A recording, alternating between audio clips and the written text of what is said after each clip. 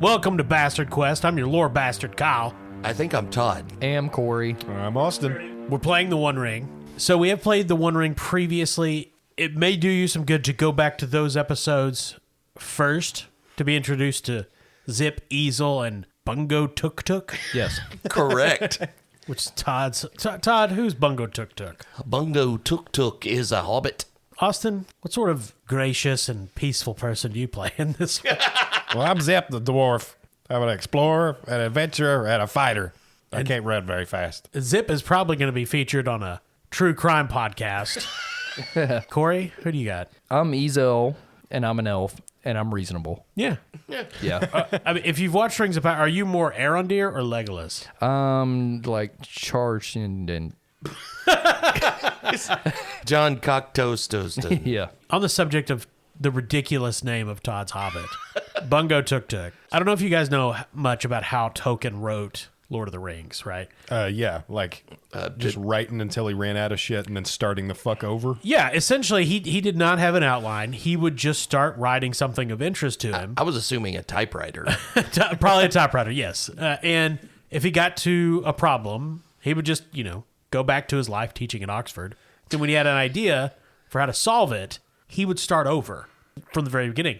So there's lots of drafts of Lord of the Rings. That's also why the Shire is like 40% of the fucking Fellowship. Also true. And lots of changes, understandably. For example, the character Strider was originally much more like a hobbit, and his name was Trotter. And he wore shoes. What? Is that true? That is making true. that up? No, that is true. God damn it. But it got, From Trotter obviously, it to got Strider. changed, right? I mean, Strider's much better. Frodo Baggins' original name was Bingo. Bungo Hey, Starkiller? What?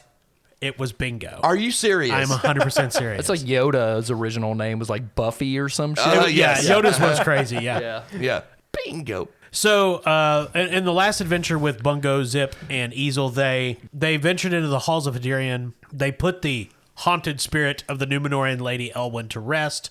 They drove off the bandits led by Herc Oarsman and returned safely to the village of Bree.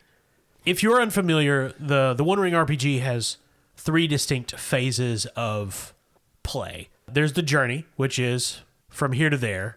There's the adventure phase where they're at the location, fighting bad guys, dealing with traps and difficulties. And then there's the fellowship phase. This is the downtime phase.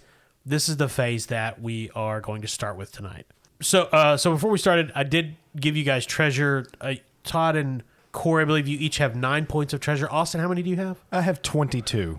Right, because you grave robbed, Yeah. essentially. Yep. So a fellowship, first thing you do in a fellowship phase is set the duration. This is going to be a couple of weeks that the 3 of you are in Bree, rehabilitating. Hold on. This is Lord of the Rings. We're in Yes. a new place. You got to do something like, it's like, behold, Bree. And like the music swells and there's a 7-minute establishing shot of them. Dude, they're so proud of the model they made. They just have to show every fucking detail. Yeah. The show's like that too. Like it's Yeah. amazing. It's like the halls of Wabbledab. It's Yeah, like, that's true. Though Bree is just a medieval mud village. Yeah. Yeah, It's well, 7 we have minutes been here of before. Yeah, 7 minutes of cows crapping in a field. But a majestic medieval mud village. There's just a slow, long push-in shot on that cameo shot of Peter Jackson eating a carrot. yeah. So this is a real break from active adventuring, and this is where you spend experience points and advance your characters. Oh, cool. So there are 2 different types of essentially experience in the One Ring. There are skill points and adventure points. You get 3 skill points at the end of every gaming session that you attend. So we've had 4 previous sessions of the One Ring. So you each get 12 skill points, and you get 3 adventure points at the end of each gaming session as well. So you each get 12 adventure points. Just as a caveat, there's a special fellowship phase called Yule, which is the end of the year. In Yule, you can get a little bit more skill points, but that doesn't apply to this fellowship phase. Okay. Oh, okay. So now, Quick question. Yes. What can we do with adventure points and skill points? Todd, I'm glad you asked. For every skill point, if you give me $1, I allow you to advance your character. No. Let me see how much I got. One part of the fellowship phase is called perform updates, and that is where you spend your accumulated XP. So basically you can do training, which is where you spend skill points to develop your skill ratings. You don't have to spend all your skill points. You can save some. So for example, let's say you have a skill or combat proficiency that has nothing in it. That would be 4 skill or adventure points to advance. You use skill points to advance your skills and adventure points to advance combat proficiencies, by the way. And if this is confusing to you, you probably haven't listened to the first One Ring adventure we did, because we're not going to go over all the rules again and all that. But if you want to go back and listen to the old adventure, it's on there. Yes. You can also get what's called a Valor or Wisdom rank, which is essentially special abilities, and those require adventure points. So we advanced a lot of this off air because we didn't want to get down into the weeds, but we are going to go over briefly how everybody spent their experience points. Corey, what did Easel get? So I pretty much just boosted stats. I gave myself skill die in places I didn't have it, pretty much. Travel, which we quickly found out was very important in this game. It's used quite a bit. Yeah. Did courtesy, insight, and explore. And then with my adventure points, so it costs more points if you already had like multiple die. So I spent all of my adventure points to make my bows combat proficiency 3 dice. Yeah, it's very cheap to go from 1 to 2 points in a skill. It's very expensive to go from 3 to 4. Yeah, so I didn't do anything to change my Valor or Wisdom, which gives us new skills, but the short fellers did. Yeah, Austin, you advanced both your Valor and your Wisdom, right? I did. I spent all 12 of my adventure points, 8 of which bringing bows up from a 1 to a 2, and then spent 2 points each on Valor and Wisdom, bringing those both up to a rank 2. For Valor, I got another reward in addition to my Keenmatic of close-fitting mail coat. Close-fitting armor is just more protective, so I got a +2 to my protection die roll for my mail coat. My virtue for my new rank of Wisdom was Prowess, which allows you to lower the target number of one of your main attributes by 1. My Wits target number was originally a 16, and that encompasses things like stealth rolls, scanning, exploring, riddles, lore, and I brought that down to a 15. Nice. Now, Todd, you didn't advance both, but you did advance your Wisdom, right? I did. I only spent 2 adventure points, and that was to advance my Wisdom. Oh, yeah, I did. You said we could keep leftovers if we want. Correct. I still have 2 skill points left over, by the way. Yeah. You don't have to spend all your experience points in this game. You can stockpile them, which is basically required for some of the more high-level skills. Right. That's what I'm doing. Because I kept all my skill points and only spent 2 adventure points.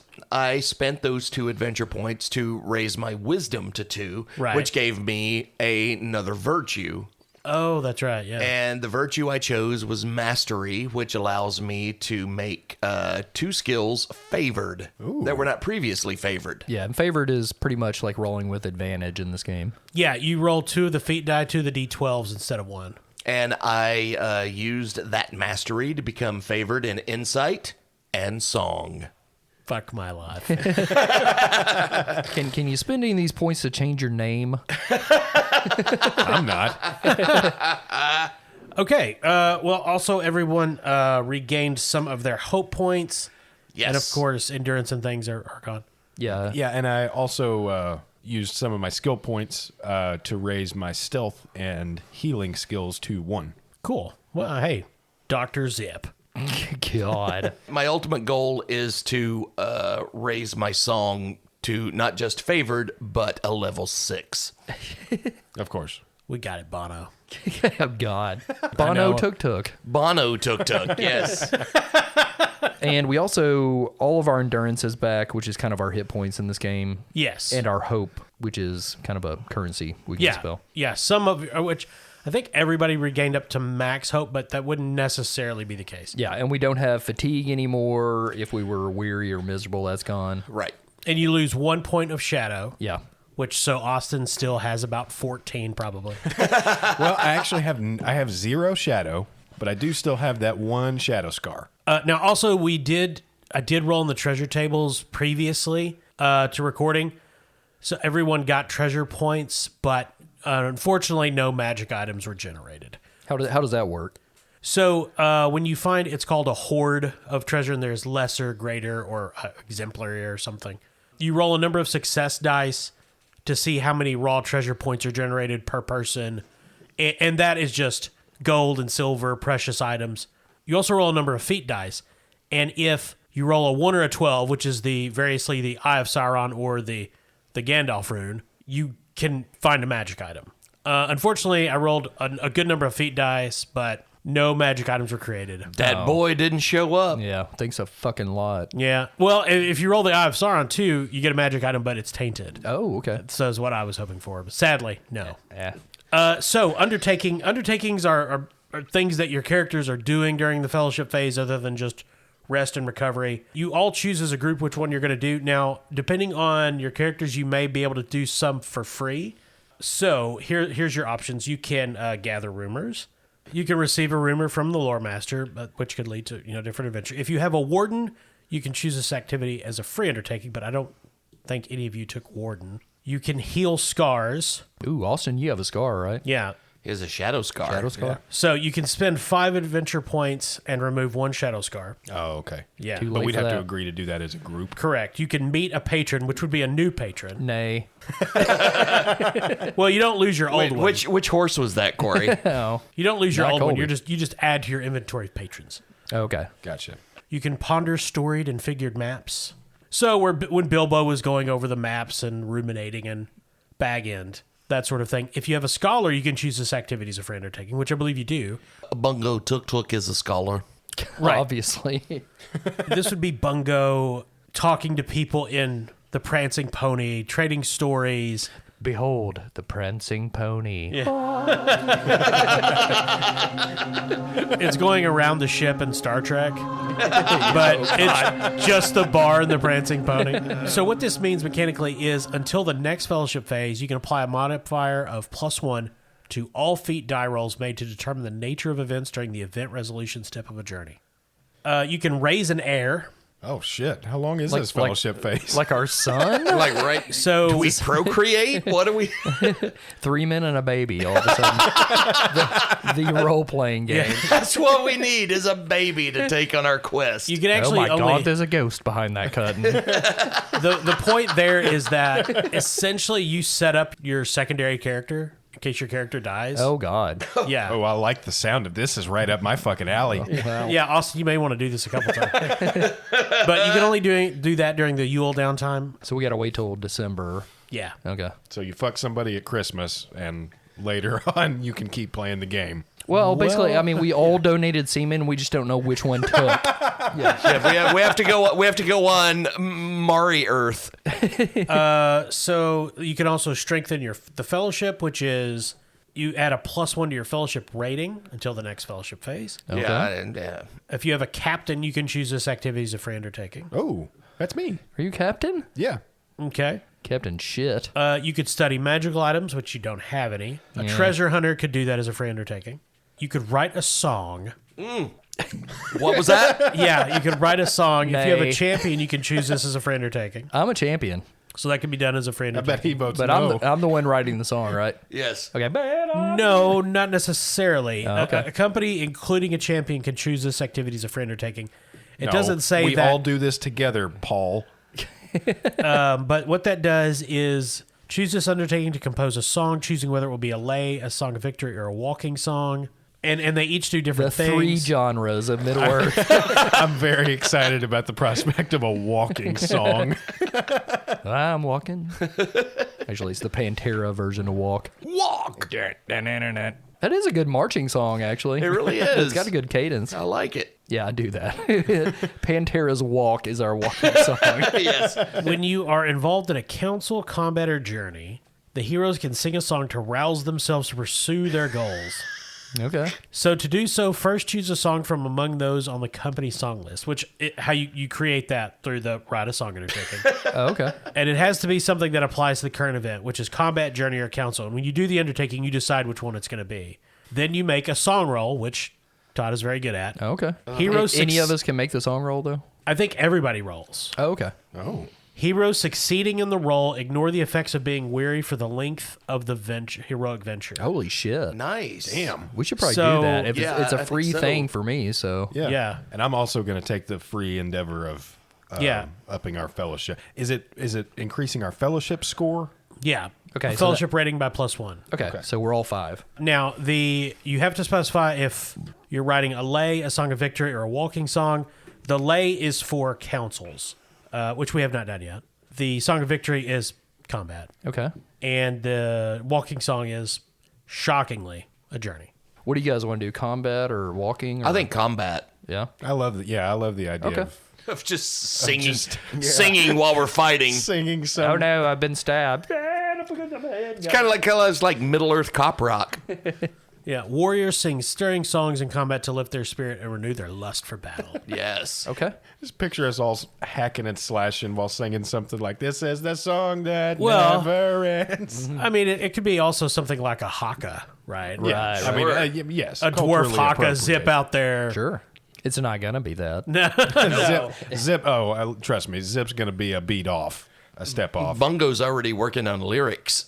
All right, so you guys have done 3 of the free ones. You just need to pick one of the not free ones. Okay. So I'm a big fan of the rumor one. So the ones you could get that you haven't are gather rumors, meet a patron, or study magical items, which you don't have any magical I want to items. meet Herc Oarsman. Like the gather rumors thing, the only thing I have against that is like it sounds like some side quest shit. Which I don't know if we want to get that bogged down in that. Yeah. I know If our listeners Austin's know anything about me, I'm always down for Destiny side quests. Yeah. Yeah, I mean, I think that's more probably intended for somebody that's playing, a group that's playing this exclusively for a while. Right. Yeah. But you could also do any of the ones you've already done again. Do we want to get another patron? And would that add to our fellowship score as well? Our fellowship score is the 3 of us and our patron. It would change your fellowship score when you were doing things for that specific patron. Oh, okay, I see. Yeah. So if you met Gandalf showed him, they're like, hey, go here and kick this guy. Yeah. Then you would use Sounds like him. Gandalf's rating instead of boy. Gilraen's. Yeah. Okay. I just noticed something that we've. This is a good example of how reading the rules is important. Okay. So you can do one undertaking and one free undertaking, meaning you could each not do the free undertaking for having a scholar or a champion or whatever. So essentially, you guys could do one of the ones you've already discussed and then another one, but you're going to have to choose one of the undertakings you've quote unquote done to drop. Okay. I'll drop mine. I'm fine with that. Pouring over So then we maps can and just keep such. the Yeah. other two. Yeah, keep the increased fellowship and Yeah. the song. Okay, Yeah. because that also kind of sounds side questy. Right. As well. Yeah, exactly. Yeah. If it was free, yeah, sure, why not? Sure. But yeah, if it's going to, I'll drop the ponder. Now, during the Yule fellowship phase, which is the Christmas special one, there's more options. Like some of those, like healing a scar, you can only do that during Yule, raising an heir, etc. So Cool. that is the end of the fellowship phase. So the 3 of you, Zip, Easel, and Bungo Tuk Tuk, had returned to Bree because you were due to meet Gilraen the Fair and give to her the crown that you retrieved from the halls of Idarian. And she was due to meet you on a certain date. She does not arrive. The 12th, the 13th, the 14th all fall off the map. The night of the 15th, the 3 of you are in the tap room of the Prancing Pony. Of course. Behold, the tap room of the Prancing Pony. Camera spins around 14 times. Drone shot of the taps. The puddle of piss in the floor. It is late in the evening. You're just about to return to your rooms. The beer is flat. Even the smoke from the tobacco pipes is dissipating. When the door to the inn is thrown open, Gilraen storms in, muddy, wet from rain, flustered, looking around. She points, you. This way, now. Ezel says, "You're late." Gilraen throws a sword across the room, impales Easel through the urethra. Jesus. Hope you got an heir. No, she gestures outside. Come on, quickly. Outside there are a trio of men of the north, rangers of Arnor. Rough men, black leather clothes, heavily armed on horses. She says something to them in Elvish, which I assume Easel speaks, I would hope. Yes. She tells them to, essentially, she's ordering them to head east and one to head west. And they give their affirmations and variously depart at speed. She mounts another horse and looks at the three of you. Head south on the Greenway, with haste. You're looking for a party of pilgrims. They'll be disguised as simple folk. They are not. They will have a wagon with them. Take them and its contents. Does that mean we could kill them? She raises an eyebrow, spurs her horse, and rides off into the night. So I'm taking that as a yes. Okay, bye. So is that any pilgrims at all? There could be a lot. Okay, bye. Well, you would know the Greenway is called the Greenway because it's overgrown and very rarely used anymore. It's the old road that would have gone to Gondor. Yeah, that's the road we took to get down to Indeed. the first landmark of our journey. Yeah. It would be rare to find actual, real pilgrims on the Greenway in this day. Okay. Well, we're looking for pilgrims. 1, 2, buckle my shoe. All right, well, I guess we're saddling up. Come here, Kenny. So you saddle Kenny and the mediocre horse, and Bungo does not saddle Colby. He just, No? he's just leading him along. sure, well, you Yeah. don't want to stress the old boy out. I mean, even a hobbit is a bit too much for him to carry these days. You get them out of the stables, and Colby just looks at you and goes, That mule sucks. Not to hurt its feelings, but come on. he almost dies twice before you get out of breath. He's not a mule, he's a horse. Yeah, I don't. Yeah. Who is taking on the role of the guide for this journey? That would be me. Yeah, the guide is the one in charge of the route, rest, and supplies. We also need a hunter in charge of finding food in the wild. Last time that was Bungo. I think Bungo will take on that role again. Yes, last time you brought us what you called pizza rolls. Yes. And it was a pine cone. Is Easel still the lookout? Yep.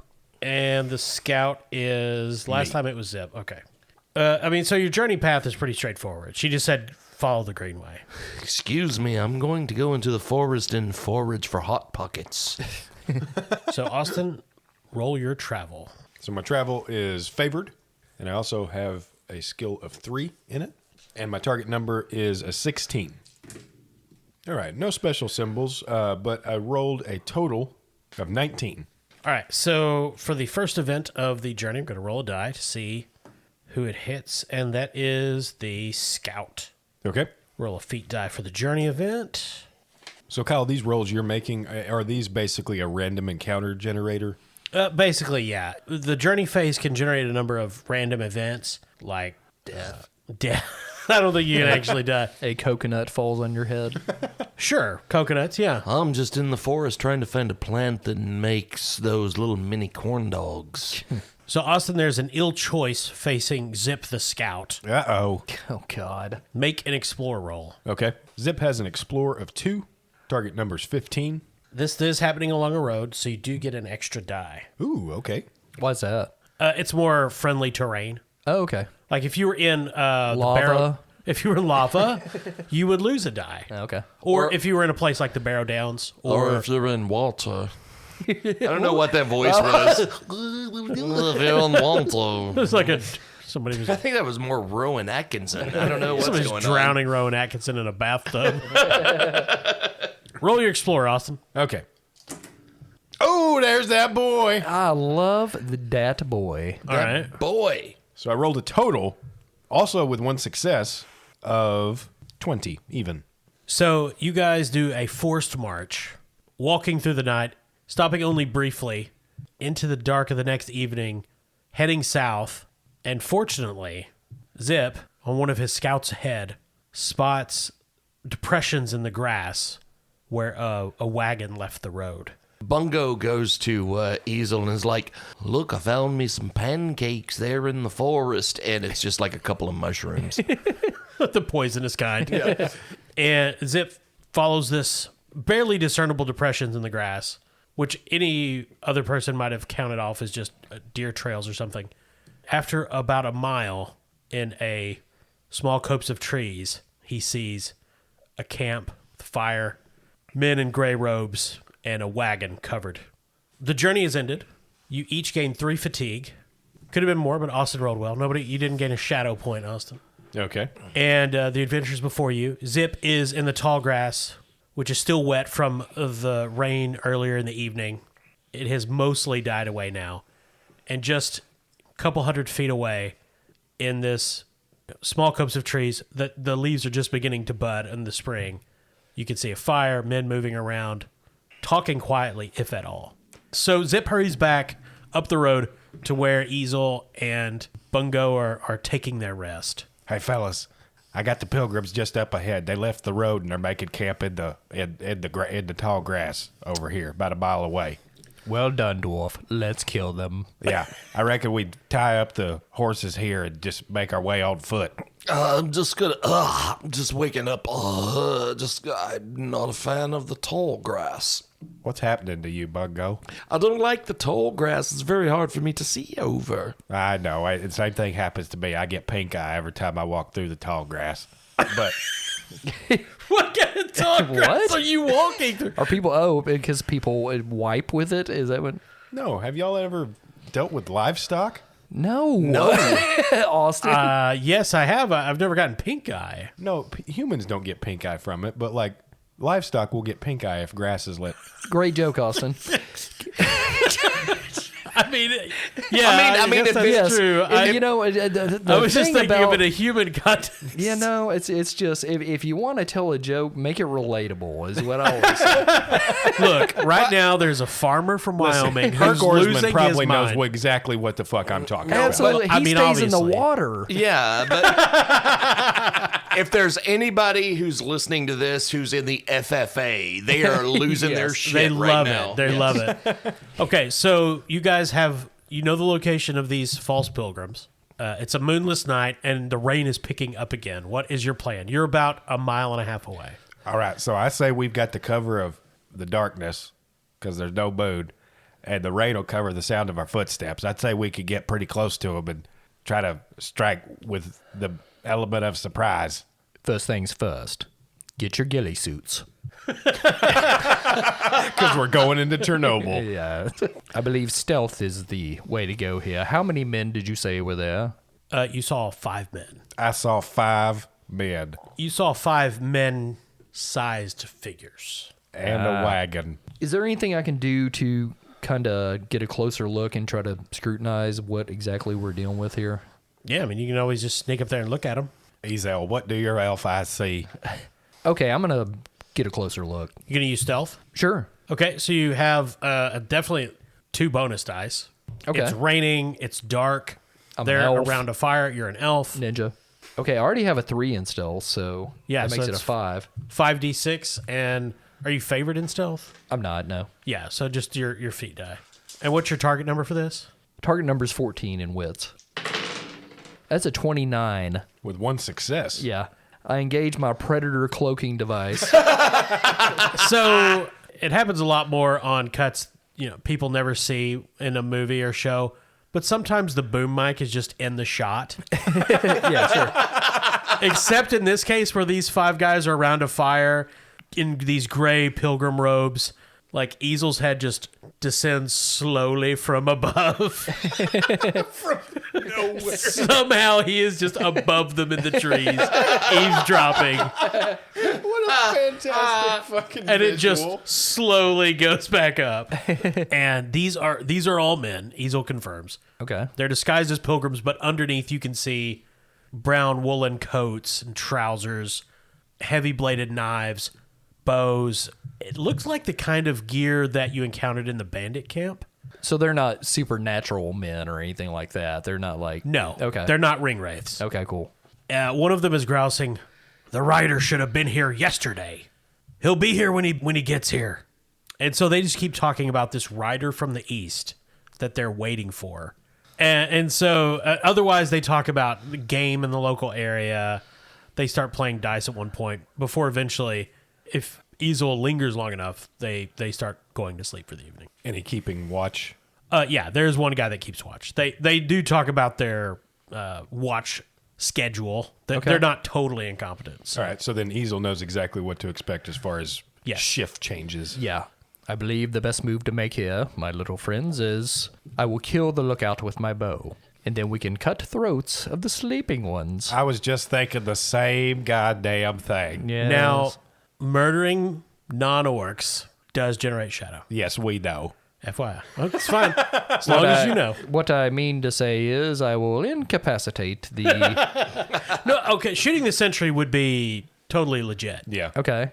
I do have a suggestion if you guys are wanting to avoid shadow points. I don't necessarily give a shit about avoiding shadow points. We know, Manson. Yeah. I just want to know if this writer they're waiting on is a writer of songs, or poetry, or fables, or myths. Well, it's probably a writer of the road. No, an author is showing up Yes. tomorrow. it's just a guy. I'm working on his book. He's doing a signing tomorrow. Oh, You're right, Todd. That's a way better idea than I had. Yeah. Oh, look, it's Dean Koontz. Please, this is Tolkien. Yeah. It's Danielle Steele. Glad it's not Thomas Pynchon. Undead Danielle Steele. So maybe instead of cutting their throats, I will take out the sentry, and then we can pounce on the sleeping gentleman. At least get advantage on trying to capture them, because we do want information as well. Because Gilraen sure as fuck didn't tell us nothing.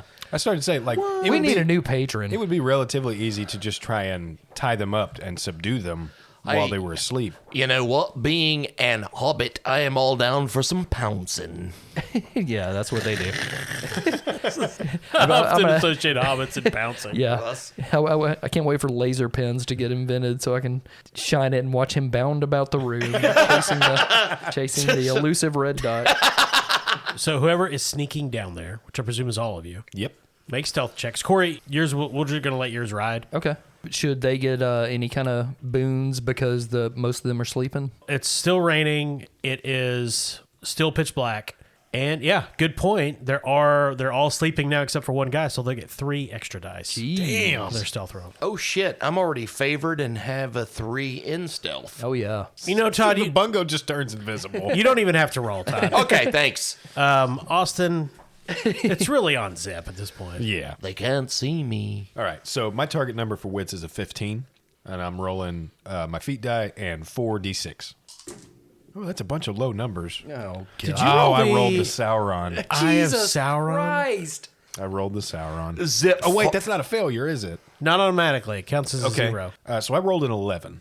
And your target number is, I'm assuming, higher than 11. Yeah, it's a 15. Just for the folks at home, how many dice did you roll? I rolled a total of 5 die. 4d6 and a d12. There's a very gentle slope descending from the greenway to the scopes of trees. Zip already navigated it once. He knew it was there. He knew the path he was taking. He was actually showing Bungo the right way to go. And then he steps in a rabbit hole. And the night comes alive with the sound of a dwarf in full heavy armor tumbling down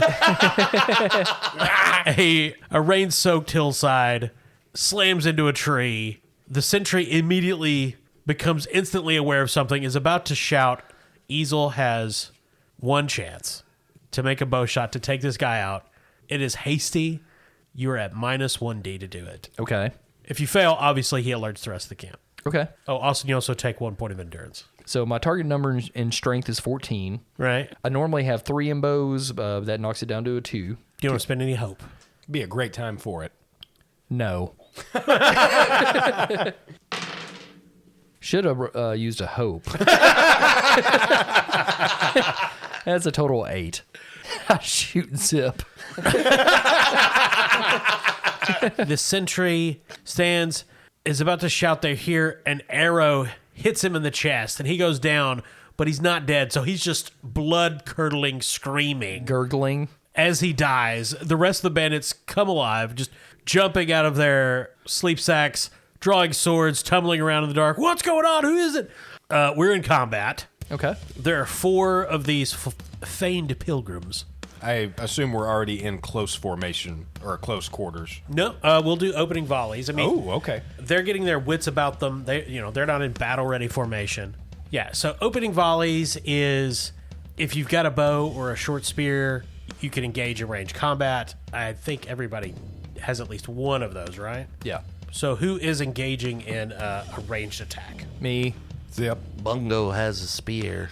All right, who wants to go first? Ezel wants to redeem himself. Fair enough. Cool. So Ezel draws his bow. He shoots at the smelliest one.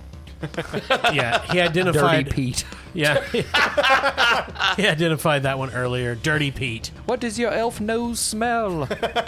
Roll your bow. Okay. Am I no longer at disadvantage? Or Correct. You're no or longer minus a acting die, what have you. hastily. Okay. So yeah. Okay, target number again is 14. Yup. It's 3 dice from my bow. You know what? Fucking Austin. That's a 10. Ezel is just firing arrows into this camp. The problem is these guys are so disoriented. They're just moving completely randomly, snatching stuff off the ground. It makes no sense. Who's going next? All right, it's killing time. Now it's time for Zip. What is Zip? Does Zip have a bow? Yeah, and proficient skill with it. Oh, okay. Jesus. All right, so Zip's going to just run screaming at this campfire, firing his bow at the nearest bandit That and try and sounds- get into close quarters combat as soon as possible. Because whatever he lacks in subtlety, he makes up for in lack of subtlety. That does sound very Zippish. Yeah. Roll your bow. Okay, so I have a skill of 2 in bows. And Todd, you can go ahead and roll your spear as well. I assume you're throwing one. I am. Hurling. So my target number in strength is a 14. I rolled a 14 exactly. Okay. Todd? Well, I have a 1 in spear. My target number is 17. So I'm rolling 1d6 and 1d12, correct? Unless you want to add some hope. I would like to add hope. Brings my hope down to 15. That's 13, although my target number is 17. So a spear arcs up into the air, over these false pilgrims, and into the woods beyond. And again, oh, Bungo loses his spear. Hey, A frog's croak is cut off. hey, if they run off, they're going to hit their shins. That's true. right. Yeah. But Zip's arrow is fired true. How much damage does Zip do? Damage of 3. One of these pilgrims catches an arrow to the face, Oh, nice. goes tumbling into the darkness. Hiya, fellas. That was from Zip. And then Zip is among them with his mattock. We are in close quarters. Ah! You could have had a couple more rounds of ranged volley, but some tiny, frothy madman charged in. So, Austin, I assume Zip is forward. Always. So, all the bandits are going to be, or 2 of the bandits are forward, 1 is defensive. Corey, Rearward. Todd. Open. So, forward is resolved first. So, Austin, there's 2 bandits, 2 pilgrims ahead of you. Can I swing at both of them? You can swing at one of them, and then if it's ridiculous and I'm feeling generous, maybe other things happen. Okay. Zip's swinging his axe, his mattock. So I have a 3 in axes, so that's a 3d6, and my target number for strength is 14. And I'm going to spend a hope for this and give myself an extra die just because I'm feeling froggy. I've got 2 successes. That's a total of 28. I rolled a 9 on the d12, so that means it's a piercing blow on my keen mattock. It normally does damage of 7, but on a piercing blow, Kyle, I believe that 18 is the target number to avoid injury. Yeah. So do you want to describe how this man is dispatched? Sure. So as the bandits watch Bungo's spear fly into the woods, one arrow spears one of them in the face and they fall over, and they look over just in time to see the blade of an axe hurling at the other one's face. And I cut him off like at the mouth, so like starting at his bottom lip, the whole top of his head just flies off. Oh, wow. Oh, just like the first wrong turn. Sure, yeah. yeah. And then Zip kind of lands in a combat stance in front of the campfire and says, "Hi there, fellas," and swings at another one. You've been spending too much time around Corey. So the other bandit in forward charges at Austin. He rolled 2 6s, a 5, and an 8. Wow. What is your parry? I assume- 14. Yeah, he hits you, yeah. Okay. Zip is ready to attack again. Out of the darkness, this cudgel comes swinging through the air, smacks into his head. You take 5 points of endurance damage. Yeah, okay. I'm fine. That is the end of forward. It is now into open. Todd, you're in open. Bungo is going to whip out his recorder and play a song to inspire his mates to victory. Thank you. Okay. Here's a little toony woony for you while you're fighty whiting. Thank you. Weird. Just a little thing on the recorder to spur you on to murder. Okay. Okay. Mayan Harton is 1, and I'm going to spend a hope to add another d6. Target number 13. Oh, there's a 6. A 16. Cool. And what Nice. does it Harton do? Give everybody an extra dice? I don't know. That gives everybody in the forward position an extra die, which will be applied to Austin's next roll. Yep. You're welcome, Zip. You got a success on with another 6, so that also applies to anybody in open, so that applies to Bungo. There is a pilgrim on the defensive who hates the recorder, and he comes charging after Bungo. No way. He rolled a 14. What is Bungo's parry? 16. Oh, Damn. Nice. Jesus. Well, he's hard to hit. yeah, he was... Tiny. I'm wee. The darkness and the recorder disoriented the pilgrim enough that he just swings a club over Bungo's head. I hate the stupid sound! And it is Easel. I feel like we need to try to keep one of these guys alive. I know how that worked out last time. Not great. Yeah. So, Ezel, there's one guy left, right? There's 2 guys left. 2 guys left. Okay. There's one man still in a forward position who did hit Zip, and the other's on the defensive was trying to stop the recorder. Okay, I'm going to go for the forward guy. Bowing again. 3 die, target number 14. Let's try this again. Okay, total of 24. And wow. I did get a 6, so. How much endurance damage do you do? The damage with my great bow is 4 Would you roll in the D12? and 11. So that's automatically a piercing blow. Or a heavy blow. I have both on my great bow. Essentially, when they're mooks, a piercing blow just takes them out. Okay. So go ahead and narrate that, or if you wish, or I will. Oh, I will narrate. Yeah, I assumed. So Ezel yells, "Hello, Steve Martin," as the guy's head turns Oh my God. Okay. and go right through the ear. Not a wild and crazy guy anymore, are you? Not wild. I like to think that sound is always you disappearing into the shadows.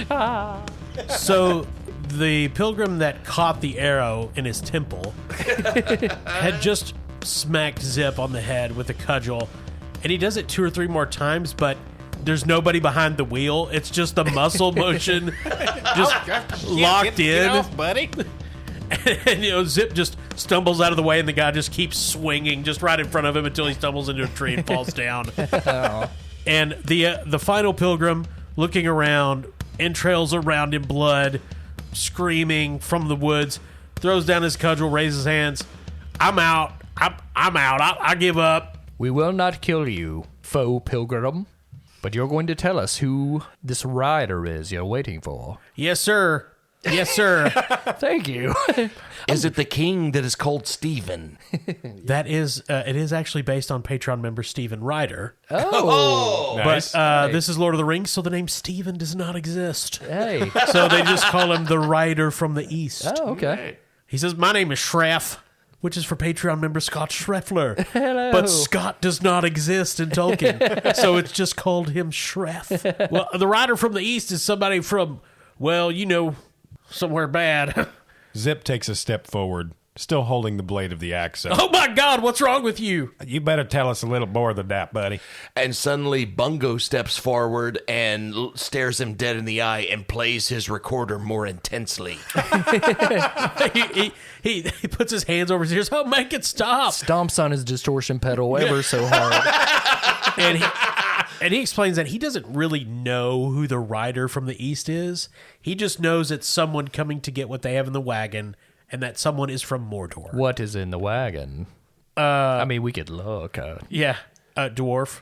Oh, well, Uh-oh. one more killing tonight. Here we go. He seems taken aback by that, but just keeps his hands up, and JK. you're the boss. All right, so what do you guys think? Do we tie him up and take him back, or do we have everything we need from him? Sure, go ahead and tie him up there. I think we need to look in this wagon. I say we take a look in the wagon. Let me the fuck out of this fucking wagon, you cocksucking... The string of curses Yeah, keeps sounds going about on. right. Hey, I yeah. think that's my Uncle Rudy. Yeah, well, You pull the covers off the wagon, and there's a dwarf, rather rotund, gray beard, and locked in a cage much too small for him. He's kind of bent over, and his head is twisted. He's just glaring at you, beady dwarf eyes. You know how they are. yeah. Dwarf, what is your name? My name's Oper. Opa. named after Patreon member Derek Operly. Sounds Patreonish. Derek does not exist in Tolkien, so he's the dwarf Oper. Opa, why are you in this cage? Oh, these rot-gut fucking bastards! Why do they need you? Why do they want you? He gets a little pensive, looks around. Who are you with? It doesn't matter if you don't tell us what what my buddy Easel's asking you. I'm gonna shave the beard off your face with my axe here. Can we roll like a persuade or something? Yeah, of course. Here? Okay. Yeah.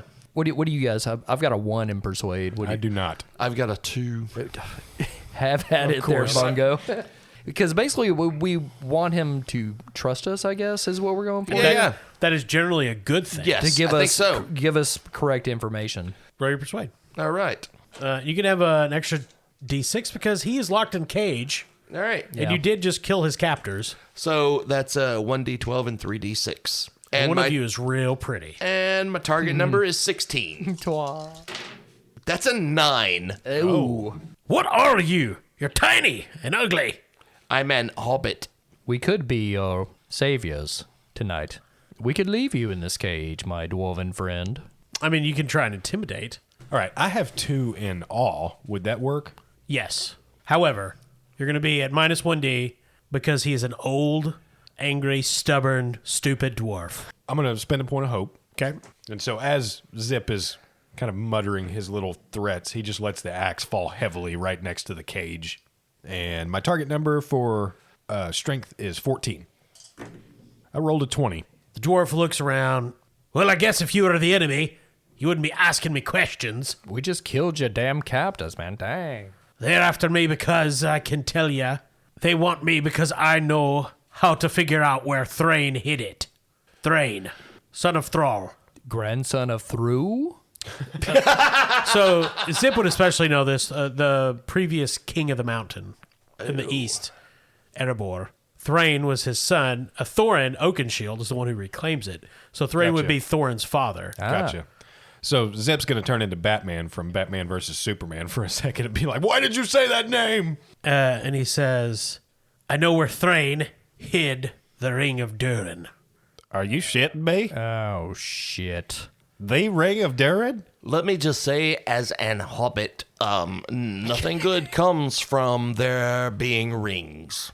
That has not happened yet. Just let me say, as an hobbit who can see into the future, rings bad. And we'll end there. All right. So, again, Zip and Easel would know this. The Ring of Durin is one of the rings given to the dwarves. One of the 3. Well, there's 3 rings for elves, Oh, it was for elves. 6 for dwarves, 9 for men. Yeah. And all of the dwarf rings are believed lost. But Shit. apparently one of them is not. But yeah, that will be the end of tonight's adventure. Cool. And likely this will lead into other adventures. I can't imagine. So yeah, it was just a short one tonight since we Yeah, had cool. the fellowship phase. Yeah, we had to do that, all that fellowship. Oh, yeah. I enjoyed the fellowship, though. I did too. It was was a a nice good chance time. to get back into the game. Yeah, we don't often get to hang and like Scrabble and things. So thank you to our Patreon members, Yeah. 2 of which are in this. Well, I guess 3 actually. Yeah, 3. I hadn't planned for Shref to be there. Well, But he is. I like to think that Scott Schreffler is always there. Always. Yeah. And Looming. speaking of always being there, a very special thank you to our Patreon subscribers, just because it's been, how long have we been doing this now, guys? almost a year. We Yeah. launched in December of last year. We're creeping towards the end of October, so we're And a lot of you have been with us for a very long time. yes. Thank you very much, and we get new people all the time, which is very nice. And it's one thing for us to. Our friends to sign up. Those are empty likes. We don't care. No, I'm joking, of course, but like we've gotten a lot of Patreon people that we don't know from faraway lands such as Louisiana and such. Louisiana and Florida. Yeah, the Louisiana, the Mordor of the South. But no, that's Alabama. I'm sorry. Yeah. So, But yeah, that's amazing, and it's great to get to chat with you guys. Like, feel free to message us as much as you like. You're not bothering us. It's been great to get your feedback and just to chat. Absolutely. Yes, And if you are one of our patrons, feel free to suggest things that you would like to hear us do. Yeah. Absolutely. We want this podcast to be entertaining for everyone, but if you're a Patreon subscriber, we especially want to make you happy. Yeah, we will make Austin eat 50 eggs. Oh, absolutely. Yeah. I was mainly thinking games we might play, Oh. but that sounds good. I mean, Well, I'm already on 23. I think challenges Yeah. for Yeah. each individual bastard would be fun. One man Russian roulette. yeah. Yeah. Well, one thing, we haven't really harped a lot on this podcast is reviews, but I have an incentive. If you're a Patreon member or just a listener, for one, if you're a listener and you're not a Patreon member and you want to be on the podcast, leave us a review, send us the screenshot, and I'll work you in as an NPC. There If you you're go. a Patreon member and you leave a review on any of the podcast places, you'll be an NPC and you won't die immediately. Yeah. Cool. I mean, eventually probably you will because these are murderers. But the key word being immediately. Immediately. Yeah. See, Scott lived tonight. Yeah. Yeah. I mean, he's going to be eaten by wolves when he leaves the light of the fire. Oh, Oh, sure. yeah, because we didn't take him anywhere. He's Yeah. still tied up back in the field. We're already back in Bree again. Yeah, but for now, he's alive. Yeah, we haven't harped on that a whole lot, but if you guys do have the time to like and rate us and review us on the iTunes app or whatever app you use, really, Yeah. that'd be very much appreciated. And we also don't really talk about our social media stuff a lot. Twitter, Instagram, and Facebook are there for you. And we'd also like to thank our sponsor, Barrel and Bond. Barrel and Bond. Barrel and Bond, the only bathroom. You can do whatever you want. It's actually like international waters. It is. Yeah. I've killed Several people have Yeah. gone missing. Yeah. I've killed 7 people in that bathroom. You can buy duty-free cigarettes. Absolutely. It's pretty amazing. Yeah. And it's all protected by NATO. That's right. Yeah, it is part of the North Atlantic. And a Treaty Organization. Minotaur. He's No, really but nice, though. Barrel and Bond, 100 Broadway, downtown Paducah, Kentucky. It's an amazing bourbon bar with great people inside of it. So, thank you for listening. I'm Kyle. I'm Todd. Corey. I'm Austin.